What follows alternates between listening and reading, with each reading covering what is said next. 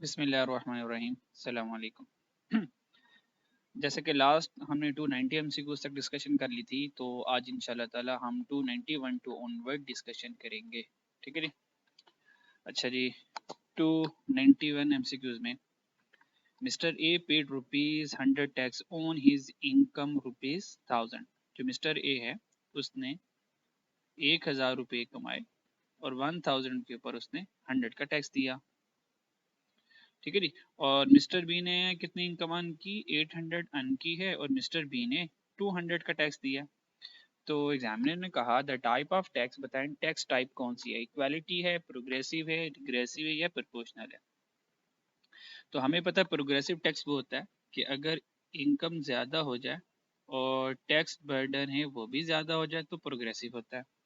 Regressive में क्या होता है? इनकम ज़्यादा होने से अगर टैक्स बर्डन जो है वो कम हो रहा है तो रिग्रेसिव है। और प्रोपोर्शनल ये होता है कि अगर इनकम ज़्यादा हो रही है या कम हो रही है, टैक्स बर्डन हर एक के ऊपर सेम होता है, तो ये प्रोपोर्शनल होती है। तो अब हम देखते हैं कि मिस्टर ए और मिस्टर बी के केस में टाइप ऑफ टैक्स है क्या। तो अगर हम मिस्टर ए की बात करें तो मिस्टर ए की इनकम कितनी थी? 1000।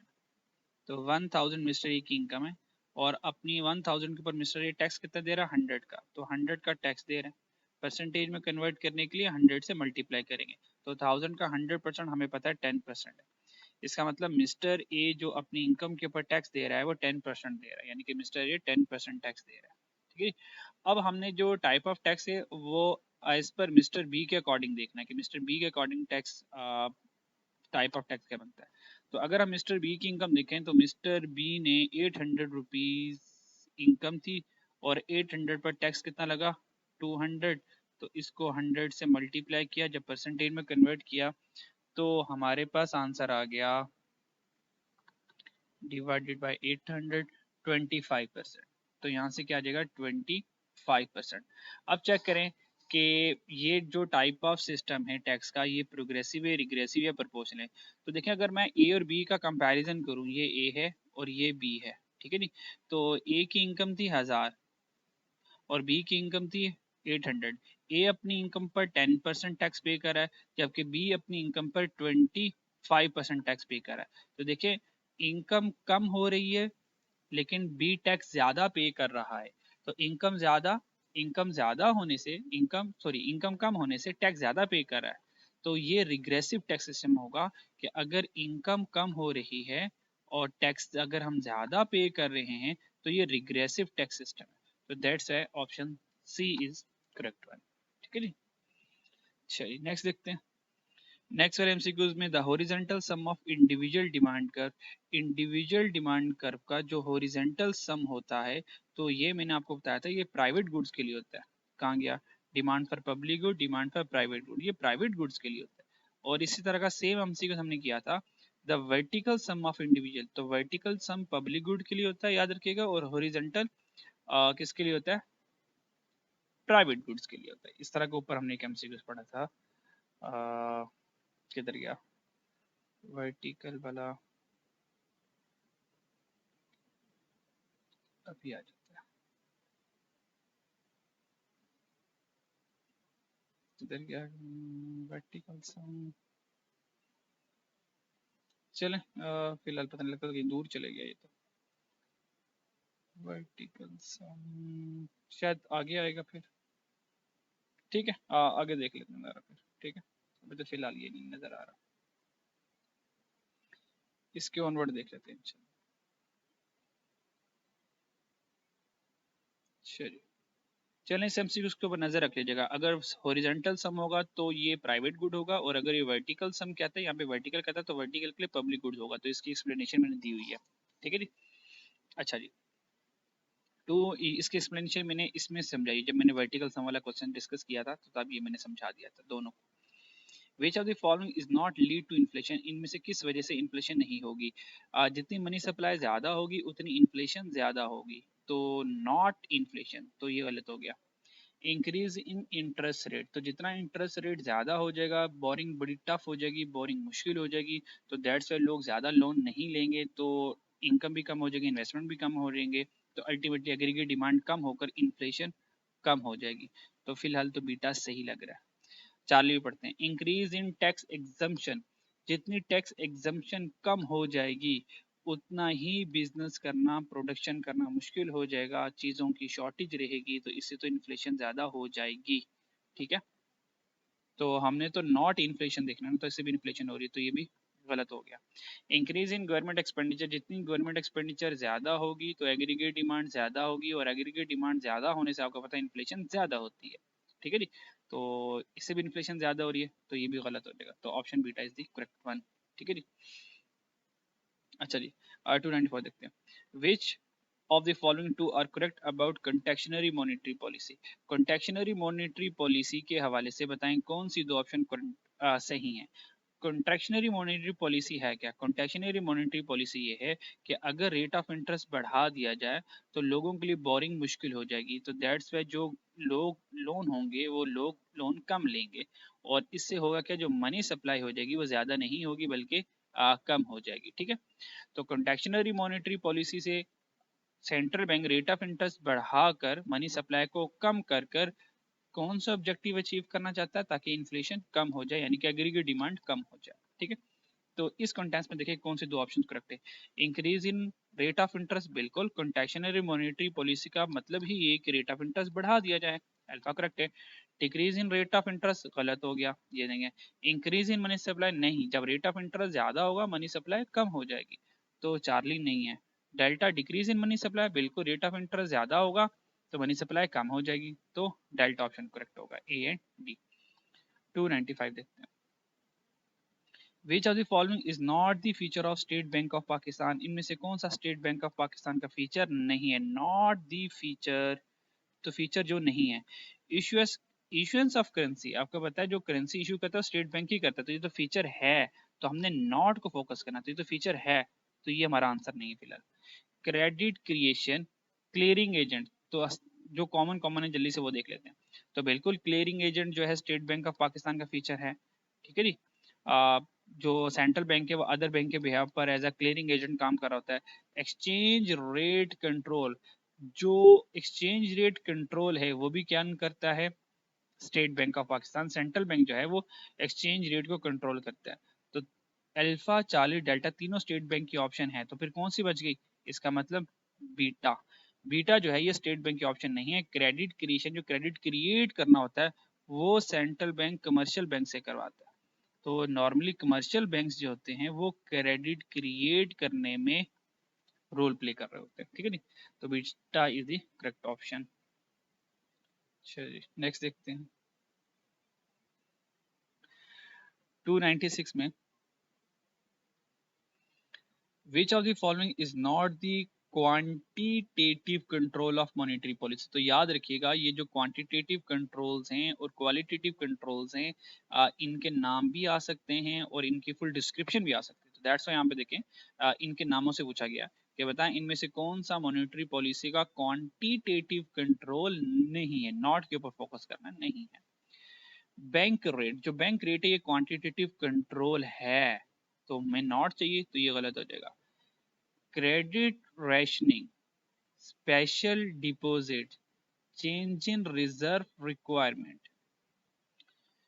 बैंक रेट हमें पता है कि क्वांटिटेटिव कंट्रोल है, क्रेडिट रैशनिंग ये भी क्वांटिटेटिव कंट्रोल है, तो ये भी गलत हो जाएगा। स्पेशल डिपॉजिट ये क्वांटिटेटिव कंट्रोल नहीं है बल्कि ये तो क्वालिटेटिव है। ठीक है, ये तो क्वालिटेटिव कंट्रोल है, तो ये हमारा ऑप्शन करेक्ट हो गया। चेंज इन रिजर्व रिक्वायरमेंट भी क्वांटिटेटिव कंट्रोल है, तो ये भी गलत हो गया। तो कौन क्वांटिटेटिव कंट्रोल नहीं है? Special deposit. ठीक है, तो ये बेशक आप बुक से देख भी सकते हैं बुक का जो तो अगर हम देखें यहाँ पर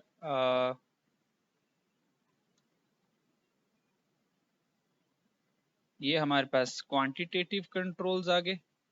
ठीक है जी, तो ये हमारे पास क्वांटिटेटिव कंट्रोल, तो क्वांटिटेटिव कंट्रोल में बैंक रेट आ गया, और यहाँ पे ओपन मार्केट ऑपरेशन आ गया, और हमारे पास चेंज इन रिजर्व रिक्वायरमेंट आ गया, और हमारे पास क्रेडिट रेशनिंग आ गया।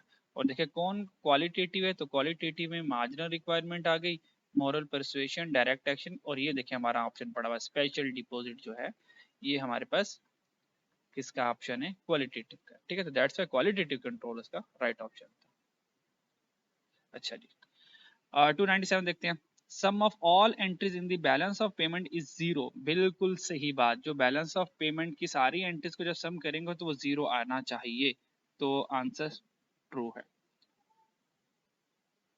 Select any two limitation of multiplier, बताएं मल्टीप्लायर की कौन सी दो लिमिटेशन है?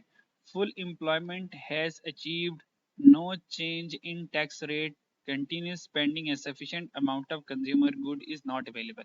यहाँ पे एक बात याद रखना स्टूडेंट्स, आप लिमिटेशन को और अजम्पशन को एक्सचेंज कर देंगे, मिक्स कर देंगे, तो दैट्स वाई इन दोनों को बड़े अच्छे तरीके से कीजिएगा ताकि दोनों मिक्स ना होने पाए, ठीक है जी। तो देखते हैं कि मल्टीप्लायर की इनमें से कौन सी दो लिमिटेशन है, ठीक है। तो लिमिटेशन और अजम्पशन में डिफरेंस यही है, जो अजम्पशंस होती हैं वो अज्यूम टू बी कांस्टेंट होती हैं ताकि वो लॉ को सपोर्ट कर सकें, और लिमिटेशन जो होती हैं अब वो लॉ की लिमिटेशन होती है कि इसका मतलब ये होगा कि जब ये पॉइंट्स आ जाएंगे तो लॉ फेल हो जाएगा, लॉ एप्लीकेबल नहीं होगा। तो लिमिटेशन वाले पॉइंट पर लॉ एप्लीकेबल नहीं होता, और लॉ को अप्लाई करने के लिए तो हम अज्यूम करते हैं कि कुछ चीजें कांस्टेंट रहेंगी, ठीक है। अच्छा जी, अब देखते हैं कि लिमिटेशन दो कौन सी मल्टीप्लायर की। अच्छा जी, ये मल्टीप्लायर आ गया, और मल्टीप्लायर की अजम्पशन हम अज्यूम करेंगे जब मल्टीप्लायर का टॉपिक पढ़ेंगे। तो number one, in constant marginal propensity to consume, जो हमारे पास एमपीसी होगा वो हमारे पास कांस्टेंट रहना चाहिए, ठीक है। क्योंकि अगर एमपीसी कांस्टेंट रहेगा तो जो भी हमारा मल्टीप्लायर होगा वो हमारा जो हमने प्रिडिक्ट किया होगा वो पूरा हो रहा होगा। अगर एमपीसी चेंज हो जाएगा तो एमपीसी चेंज होने से मल्टीप्लायर चेंज होगा, अगर मल्टीप्लायर चेंज होगा तो हमारा मॉडल चेंज हो जाएगा, ठीक है। तो फिर सेकंड अजम्पशन ये कंटिन्यूस स्पेंडिंग, मल्टीप्लायर तब एप्लीकेबल होगा जब कंटिन्यूस स्पेंडिंग होती रहेगी, क्योंकि जब कंटिन्यूस स्पेंडिंग होती रहेगी तब ही न्यू इन्वेस्टमेंट आती रहेगी, ठीक है। तो मल्टीप्लायर कहता है ये smaller change in investment causes greater change in national income. तो इन्वेस्टमेंट में जो चेंज आएगी वो तभी आएगी जब स्पेंडिंग कंटिन्यूस होगी, लोग चीजें को कंज्यूम करेंगे, चीजें खत्म होंगी तो ही इन्वेस्टमेंट आ पाएगी। थर्ड असम्पशन मल्टीप्लायर की ये है, no change in price level, price level में चेंज नहीं आना चाहिए, क्योंकि अगर प्राइसेस चेंज हो गई तो इन्फ्लेशन आ जाएगी, तो इन्फ्लेशन आने से हो सकता है कि हमारी जो इन्वेस्टमेंट न्यू इन्वेस्टमेंट है वो ना आ पाए, ठीक है।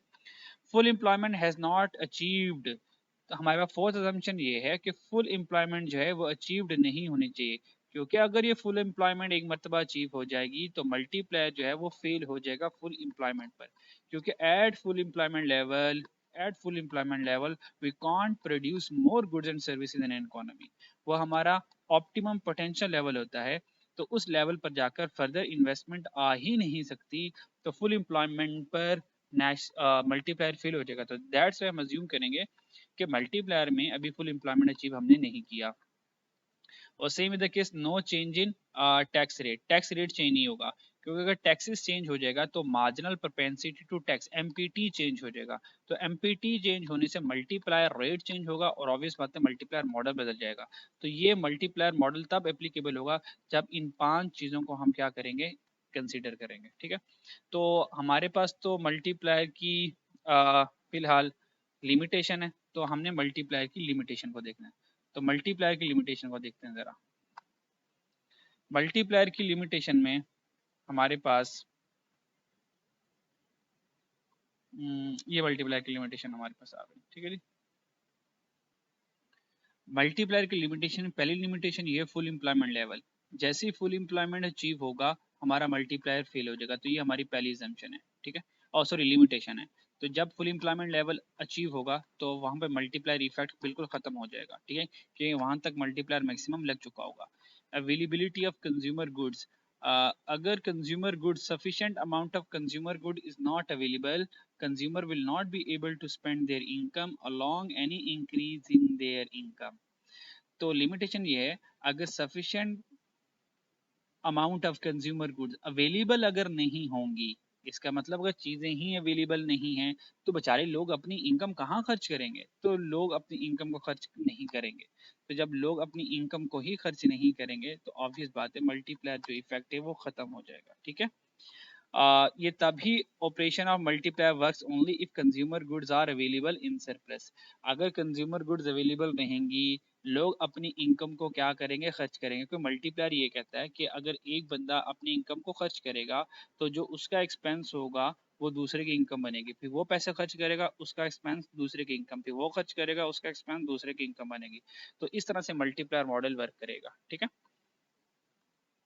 अब जहां से जो मैंने पैरा पढ़ाने का मकसद ये था कि वो बच्चे जो रट्टा लगाते हैं ना, तो वो इस वजह से फेल होते हैं क्योंकि वो उस रट्टे की बेस के ऊपर गलत एमसीक्यू से अटेम्प्ट कर लेते हैं। अगर मैं यहाँ से आपसे पूछूं कि बच्चों लिमिटेशन ऑफ मल्टीप्लायर क्या है, तो आप ये कहेंगे sir full employment level, availability of consumer goods, sir ये लिमिटेशन है। तो मैं कहूंगा बच्चों गलत जवाब, बहुत ही गलत जवाब, ये है ही नहीं है। फुल एम्प्लॉयमेंट तो हेडिंग का नाम है। लिमिटेशन कब बनेगी, जब अब ये लिखा होगा full employment level has achieved, full employment level achieve होगा तो ये लिमिटेशन है। तो ये लिमिटेशन है कि फुल एम्प्लॉयमेंट इज अचीव्ड, अगर फुल एम्प्लॉयमेंट अचीव होगा तो ये लिमिटेशन है। अगर यहाँ पे ये लिखा होगा full employment level doesn't achieve या डजंट रीच्ड, तो ये लिमिटेशन नहीं है। इस तरह अवेलेबिलिटी ऑफ कंज्यूमर गुड्स ये लिमिटेशन नहीं है। लिमिटेशन क्या है कि sufficient amount of consumer good is not available, यानी कि no availability of consumer good या sufficient amount of consumer good is not available. अगर ये लाइन लिखी होगी, अगर ये लाइन लिखी होगी तो फिर हमारे पास क्या बनेगी, ये लिमिटेशन बनेगी। ठीक है जी, तो अगर लिखा हुआ है अवेलेबिलिटी ऑफ कंज्यूमर गुड्स तो ये लिमिटेशन नहीं है, ये बात याद रखिएगा। तो लिमिटेशन क्या बनेगी यहाँ पर, if sufficient amount of consumer good is not available, अगर sufficient amount of consumer goods available नहीं है तो दिस इज द लिमिटेशन। तो इन लफ्जों को बहुत गौर गौर से पढ़ना है। बच्चे कुछ इस वजह से फेल हो रहे होते हैं लिमिटेशन अजम्पशन के ऊपर, वो हेडिंग हेडिंग पढ़ के चले जाते हैं। तो हेडिंग के बेस के ऊपर कहेंगे अच्छा लिखा गया अवेलेबिलिटी ऑफ कंज्यूमर गुड्स तो ये लिमिटेशन है, हालांकि अवेलेबिलिटी ऑफ कंज्यूमर गुड्स तो हेडिंग का नाम है। तो लिमिटेशन क्या है, if there is no availability या less availability of consumer goods. तो ये ध्यान से पढ़िएगा। ठीक है जी, तो वो ये हमारे पास ऑप्शन में ये था अवेलेबिलिटी ऑफ कंज्यूमर। ठीक है जी, अच्छा जी, फुल एम्प्लॉयमेंट हैज अचीव्ड। अब बताएं ये लिमिटेशन है या अजम्पशन है। फुल एम्प्लॉयमेंट हैज अचीव्ड, अगर फुल एम्प्लॉयमेंट अचीव हो जाए तो मल्टीप्लायर फेल हो जाता है, बिल्कुल सही बात, ये लिमिटेशन है। No change in tax rate, no change, no change ये तो अजम्पशन है। ये क्या है, ये तो अजम्पशन है मल्टीप्लायर की, तो हमें तो लिमिटेशन चाहिए, तो ये हमारा आंसर नहीं है। कंटिन्यूस स्पेंडिंग, ये तो continuous spending should be continuous, तो ये क्या है, अजम्पशन है। ये तो अजम्पशन है जो कि मैंने भी पढ़ाई थी। ये देखें जरा, ये तो अजम्पशन है। ठीक है जी, अजम्पशन ये हमारे पास ये कंटिन्यूस स्पेंडिंग ये तो हमारी अजम्पशन है। ठीक है जी, तो कंटिन्यूस स्पेंडिंग अजम्पशन है। Sufficient amount of, sufficient amount of consumer good is not available, ये नॉट ने कंफर्म किया कि ये लिमिटेशन है। ठीक है जी, तो अल्फा और डेल्टा ये दो ऑप्शन है। तो इस एक एमसीक्यूज के ऊपर टाइम लगाने का मकसद ये है कि आप केयरफुली एमसीक्यूज को रीड किया करें। एमसीक्यूज इन्हीं में से आ रहे होते हैं तकरीबन, जो मैंने आपको ये इंपॉर्टेंट क्वेश्चन दिए होते हैं। अगर आप केयरफुली चीजों को लिंक करना सीख जाएं और केयरफुली रीड करना सीख जाएं, तो अगर ये एबिलिटी आ गई तो पेपर पास करना मेरा नहीं ख्याल कोई मुश्किल होगा आप लोगों के लिए। ठीक है जी, अच्छा जी, नेक्स्ट देखते हैं 299। 299 में during the year a flood destroyed significant portion of agriculture land used to produce rice, what would be the short term effect on supply diagram for rice. उसने कहा कि एक फ्लड आया, फ्लड ने जो किया अच्छी खासी एग्रीकल्चर लैंड को तबाह कर दिया। ठीक है, और उस जमीन पे हम चावल काश्त किया करते थे। अब बताएं सप्लाई फॉर राइस के ऊपर क्या फर्क पड़ेगा।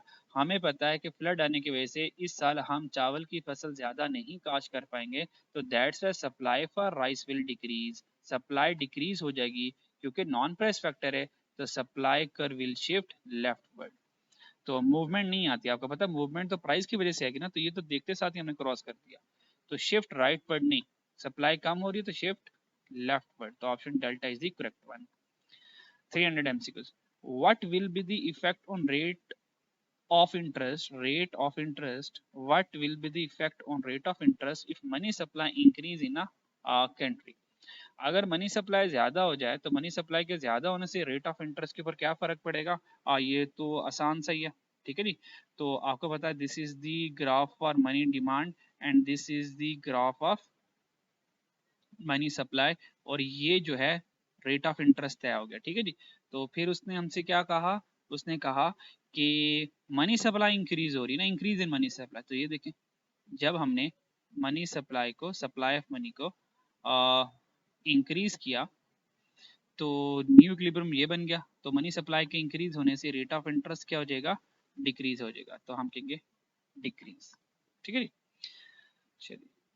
तो इन एमसीक्यूज को अच्छे से कर लीजिएगा, ठीक है। तो आज के लिए 300 काफ़ी है। तो इंशाल्लाह ताला नेक्स्ट वीडियो में मैं 301 से लेके ऑनवर्ड इंशाल्लाह ताला डिस्कशन करूँगा। अपना बहुत ख्याल रखिएगा और अच्छे से पढ़िएगा, मेहनत कीजिएगा, ठीक है जी। अल्लाह ताला इंशाल्लाह ताला आपको कामयाबी अता फरमाए। अपना ख्याल रखिएगा। अल्लाह हाफ़िज़।